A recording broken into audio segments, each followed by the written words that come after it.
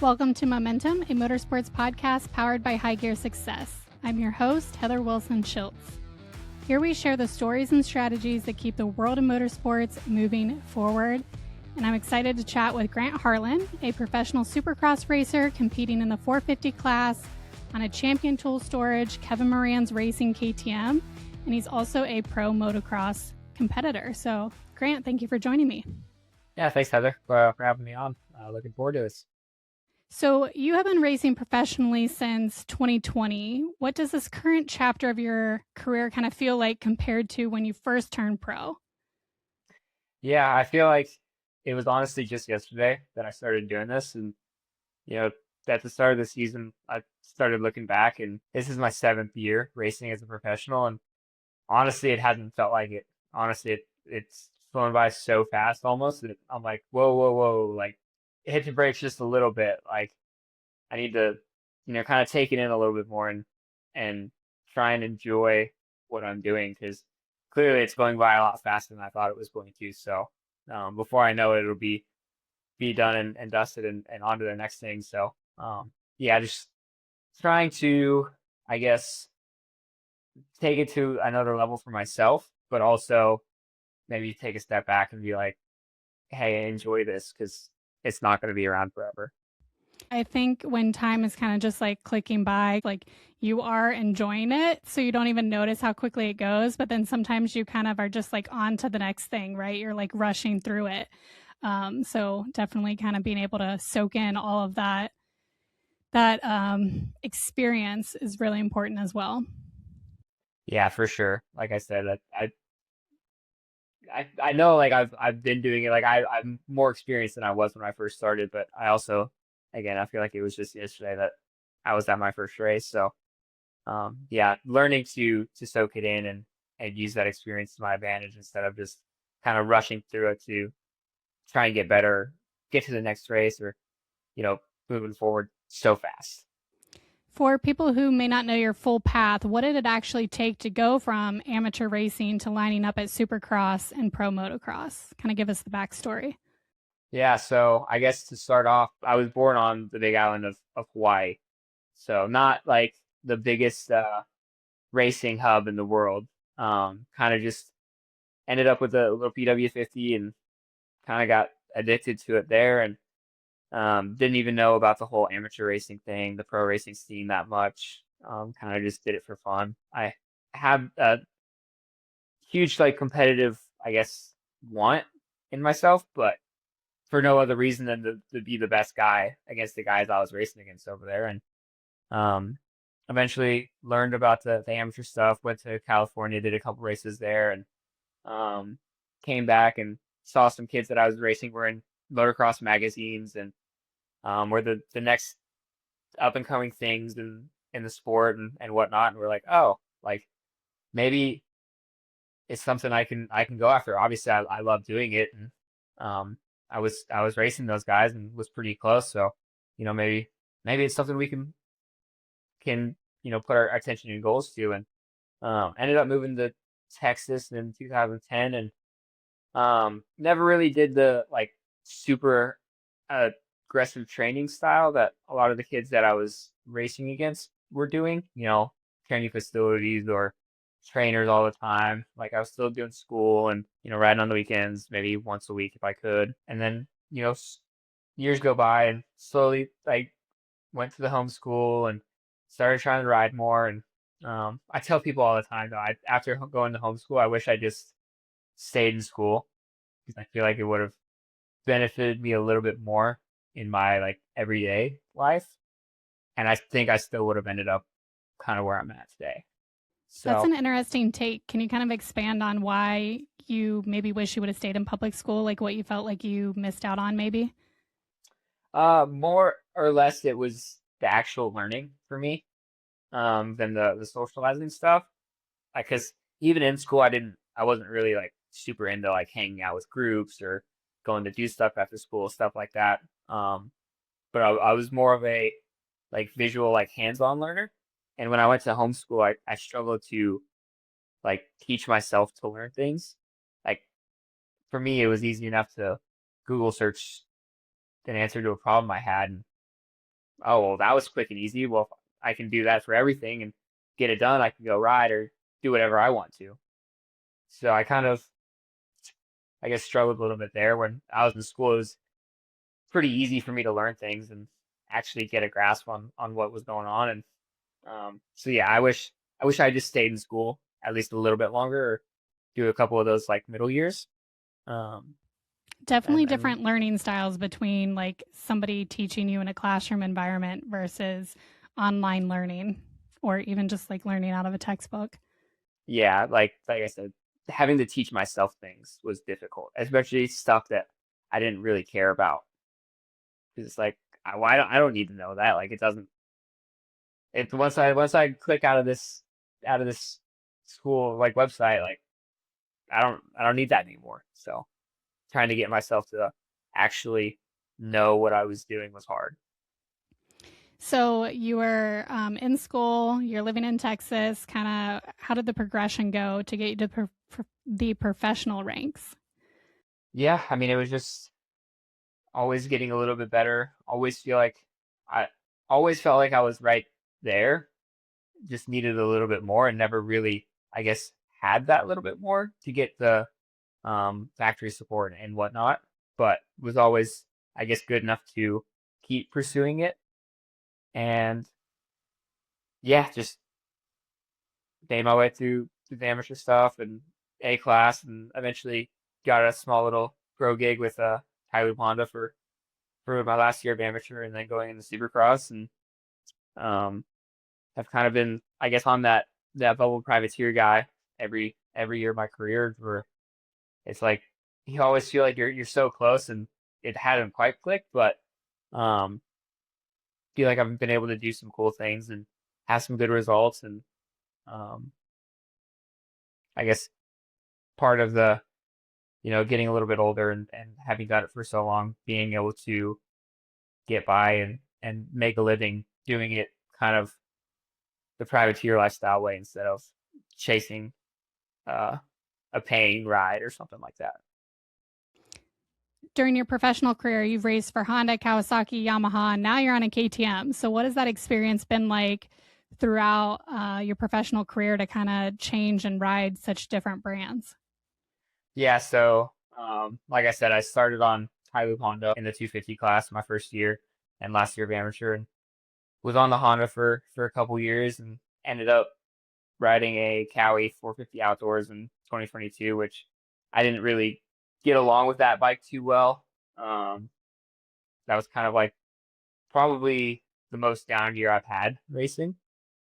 Just all around struggle. Like, should I keep doing this? Whatnot. And um, ended up was planning for 2023 to go out of the van, do my own thing for the first couple of races in California for Supercross, and kind of last minute got a call to still on my own bikes and everything, but kind of be under a semi with some support. And 2023 was kind of my breakout year on Rock Rubber Yamaha for the 450 class. And yeah, that went pretty well for that year, and until I broke my hip in France at the end of it. But yeah, I feel like we're last 2 or 3 years now kind of slowly getting back up to the speed and where I want to be. And yeah, now on the KTM. And honestly, to me, like, all the bikes have their own characteristics and things that make them unique and special. But at the end of the day, once you kind of get them set up and comfortable for how you like them, I feel like it's just another motorcycle. Like, they do things slightly different, and they have certain feels and characteristics, but they all have tires, they all have engines, suspension, and a throttle that you gotta twist. What are some of the modifications that are like must-haves for you when you get a new bike to set it up for your style? Generally, I can pretty much take a bike out of the crate and go race it. But for especially Supercross, the most important thing is suspension. With the jumps, the whoops, and the high technical stuff that we have to do, we need suspension that's pretty stiff to hold up, and not even just hold up, but when things go a little bit awry or you case and jump go long, like, having stiffer suspension gives you a better chance to save it and be okay. If we just took stock stuff or outdoor settings and, something went a little bit wrong, like it turns into a big, big problem.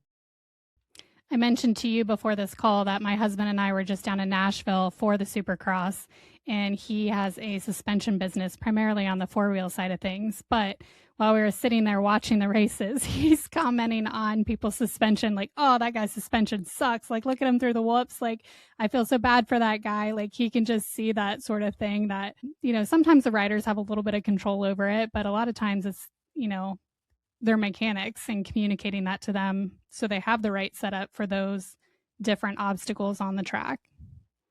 Yeah, and for a lot of like the more privateer style guys like myself, usually we get as good of a setting as we can with the budget and time that we have to actually, do testing and come up with things that we can work on. I know for me, like being on the KTM my first time this year, I've made small changes throughout the season, at each race. Like, okay, now that I've gotten a feel for it on the racetracks, like let's try this part here. Like the big thing I changed early in the year was spring rate in the shock. Because sometimes at the practice track it's easy to, I guess, compensate for certain things, and then you go to the race and you can't compensate for them with the track conditions. So, yeah, for a lot of the privateer guys, it's hard to just have on demand, like, oh, this feels like this, let's just go change it, because a lot of times our suspension guys aren't at the races, and if they are, we don't just have the parts and time on demand to make those changes. So yeah, that's a great point for sure. So you're racing with KMR. What does that program look like behind the scenes that fans may not see? Like, what has that been like racing with that team? Yeah, so Kevin is another racer, and somebody I compete against every weekend.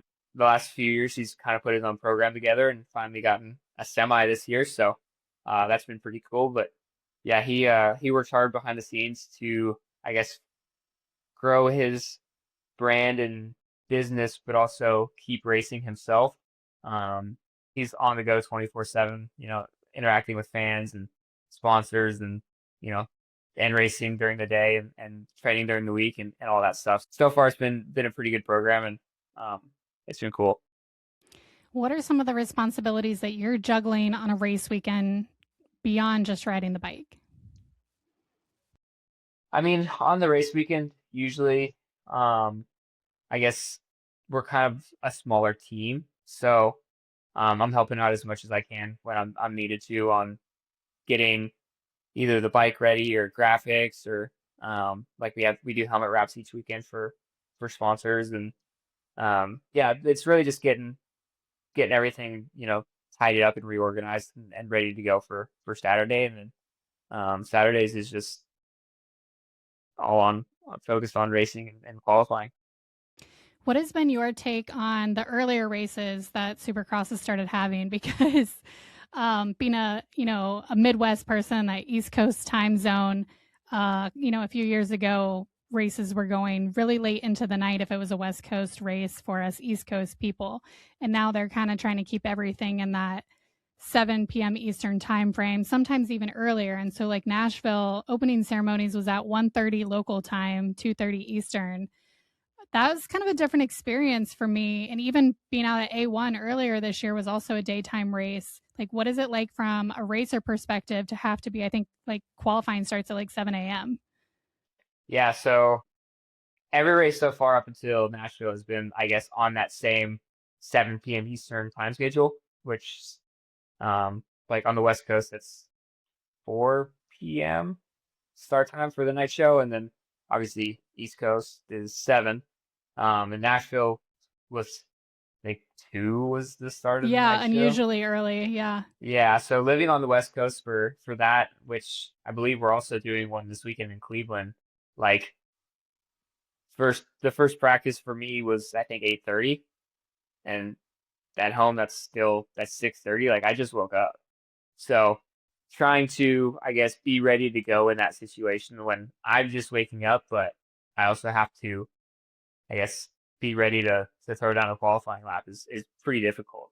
And I think our second qualifier got done before on a normal weekend. My first qualifier hadn't even started yet.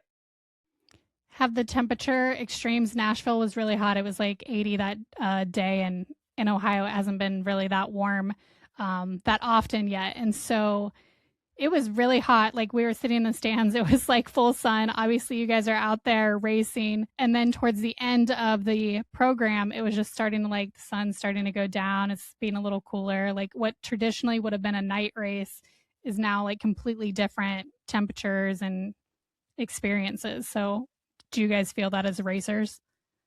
Yeah, for me, the heat isn't like a huge deal. Typically, I enjoy warmer and hot races, but yeah, just the whole like time schedule, and like I said, me being West Coast and not being Central, like just I wake up on time. Obviously, like I'm not waking up as my group's on the gate, but the natural body clock. I think that plays probably the biggest factor in terms of like performance outcome and how the day goes. Honestly, for me, I feel like Nashville is one of those ones where I can kind of give the day race a pass because it's nice to be able to get done racing and go out on the strip and hang out and have a good time. But for the most part, I think the night races are more popular, and obviously it's consistent schedule for us. But the opening ceremonies and everything being dark or at least having a little bit cooler weather for the fireworks and all that is typically better. But I don't mind them. But yeah, It's I definitely not prefer the the night races. same experience having like daytime, fireworks Yeah, and yeah. pyrotechnics for sure. With Supercross being such a high pressure environment, how do you kind of handle the swings between like you're feeling really confident and then that self doubt kind of creeps in? So, how do you stay on track or manage It's that tough. yourself? It's tough. I mean, the biggest thing is, if you have a bad weekend or things don't go your way, it's, you kind of have a grace period of like, it's okay to be upset and I guess a little bit emotional, but by the time Sunday, Monday rolls around, you kind of have to put it behind you and, you know, focus on the week ahead and um, taking care of things during the week and looking forward to the next weekend to turn it around. You don't have a whole lot of time to dwell on it or um, yeah, let it simmer. You mentioned breaking your hip a few years ago. I imagine that was a really tough thing physically, but also like mindset wise. So, how did you kind of shift your mindset and want to keep going after that injury? Honestly, the injury itself wasn't terrible. It was more just time consuming on the recovery side. It was probably one of the few injuries I've had where, like, as it was happening, I was like, I feel like this should hurt more, but it doesn't. But yeah, it was 3 months of no walking on that leg, which is tough to handle, I guess. And I mean, it's a long time of not using the muscles. So to, I guess, come back from that, rebuild the strength and kind of get over, the way it happened a little bit was tough. And I still feel like we're still working on that a little bit sometimes, but um, yeah, it's really just the time thing, like all wounds, all trauma, you kind of have to, work through it and find a way to move on. In terms of your training program, kind of what's your typical week look like, and how do you balance pushing through or knowing when to step back and just kind of relax and recover? Yeah, so for me, since we've started coming East Coast and we've had our week break or one weekend off, a few weeks ago, but every weekend, I fly East Coast or Central and then fly back west. So trying to balance, I guess, the workload during the week, maybe kind of going a little bit lighter, if I really feel like I'm fatigued or super sore, only because of, I've been on Supercross now for about 6 months and starting to turn the focus outdoors. Got what is I think 15 weekends of racing to go. So trying to balance, not pushing the body too hard if I'm really feeling it during the week, so that we can be good to go on the weekends. You mentioned flying back after each round too. So, are you doing any maintenance to your bike in between rounds? Do you have somebody that helps you out with that? How does that work? Yeah, so at the races, me and Kevin have a mechanic that takes care of all the bike work and on race day and everything. So thankfully, don't have to do too much of that, on the weekends and, be worried about that coming into the next race if, something breaks or whatnot. But during the week, all bike maintenance is on me. So I try not to break too many things. Although I broke something today, which sucks. Oh, no. Kind of turning a little bit towards pro motocross. Do you have a preference, like Supercross versus pro motocross, or is it just kind of you enjoy both? I prefer outdoors usually. Well, I would prefer Supercross if it came to me as easily as outdoors did, and every weekend was a grand old time. But I like outdoors. I like the heat. I like the suffering. Yeah, I'm an outdoor guy at heart. Mm-hmm. When you look at your career now, how do you kind of define success for yourself? Like, what are you shooting for every weekend, and how are you measuring success? I think it's kind of been a little bit of a talking point for me, with my family and whatnot. And like after the 2023 season, it went really well for me. So sometimes, when I don't have, like, I had those expectations of, if I'm not in the same place as I was that year, it's not a good race or not a good weekend. Um, but I feel like, sometimes some of those results are a little bit of an anomaly with, the injuries and, things were just rolling my way, at certain races, and trying not to let the expectations that I put on myself to be in the same place then. Now, I feel like I'm honestly better now than I was. I just think sometimes the competition has stepped up and everyone's gotten a little bit better on top of that. So, yeah, I would say a good weekend for me is, main event. And when I ride, like, I feel like I should be riding and do things the way I know how to. I feel like that's a good weekend for me. If that's a 18th, then that's an 18th. If that's a 14th, that's a 14th. But as long as I do things the way I know how to and ride up to the stand I believe I should, then usually I'm pretty happy. Yeah, being a rider myself, and definitely not a high level rider, but like you have an appreciation for what you guys are doing, and like just the extreme level that you're racing at versus maybe a fan that doesn't have any riding experience. But no matter where you're placing in the field in Supercross or pro motocross, like it's insanely impressive just to be there, right? Like you're the best of the best in the country and even the world. So regardless kind of where you finish on the roster for the night, like just being able to be there is such a like honor. I feel like anyways.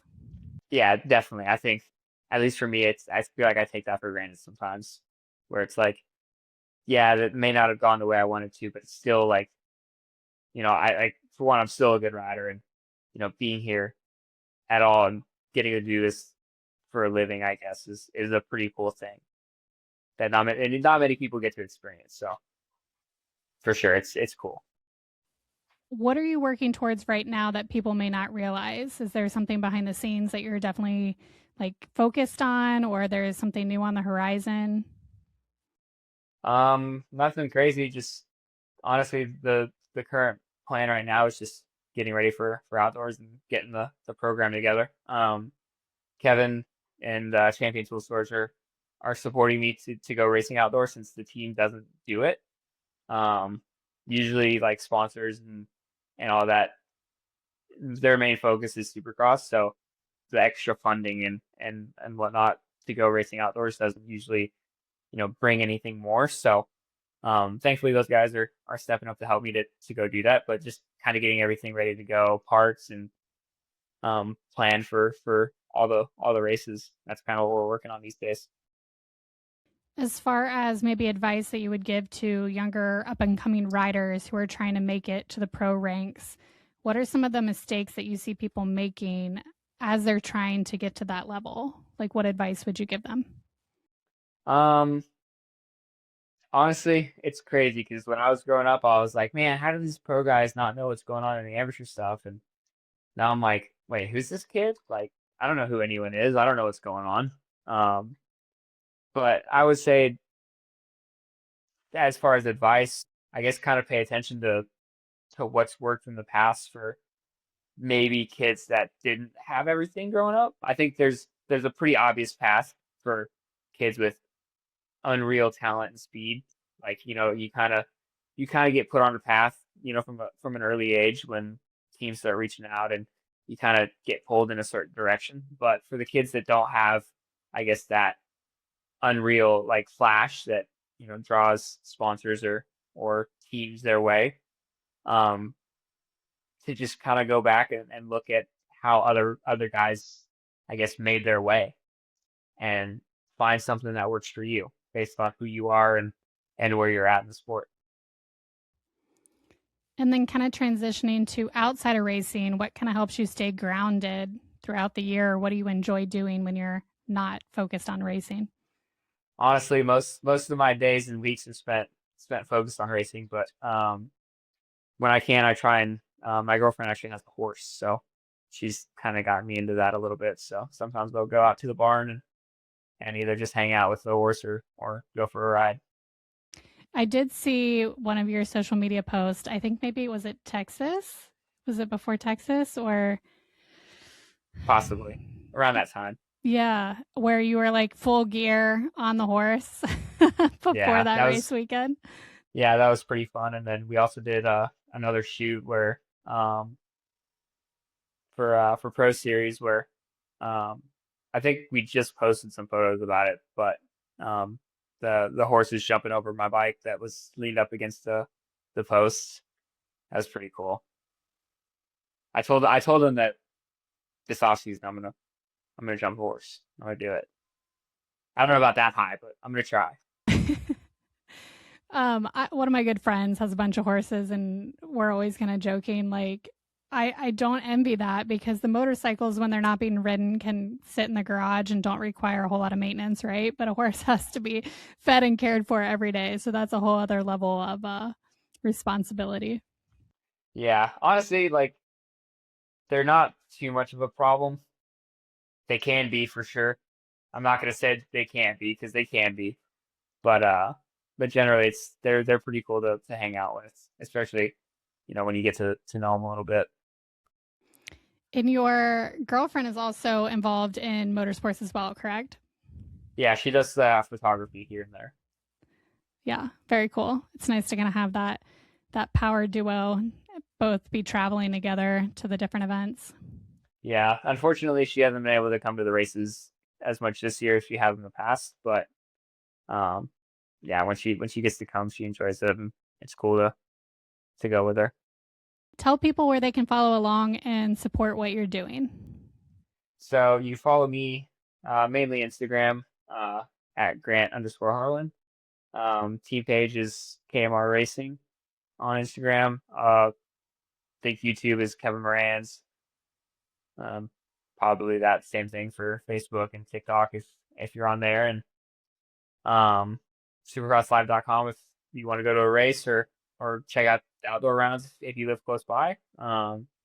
It's definitely, if you haven't been to one and you're like, motorcycle seems pretty easy and whatever, like I always tell people, if you haven't been to a race and you're unsure about the sport, like the only way to know for sure is if you go to a race, because it's a whole different experience seeing it in person. Mm-hmm. Yeah, I have like mixed feelings. Like the environment of being there in person is like so exhilarating, and like you feel it, like that fan experience.